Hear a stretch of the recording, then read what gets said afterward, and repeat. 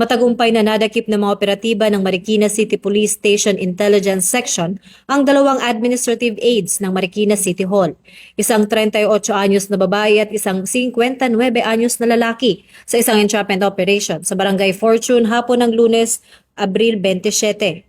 Ang insidente ay nag-ugat sa reklamo ng isang 40 anyos na negosyante na hiningian ng mga suspect ng protection money na umabot sa kabuang 30,000 kapalit ng hindi pag-i-issue ng citation at mabilis na pagproseso ng mga permit. Ang operasyong ito ay bahagi ng Enhanced Managing Police Operations ng PNP na naglalayong linisin ang mga hanay ng pamahalaan mula sa pang-aabuso sa kapangyarihan alinsunod sa adhikain ng Bagong Pilipinas. Kaugnay nito, nananawagan si Chief PNP Police General Jose Melencio Nartates Jr. sa publiko na huwag mag-atubiling isumbong ang anumang katiwalian dahil ang tapat na serbisyo ay dapat nararamdaman ng bawat mamamayan ng walang hinihinging kapalit.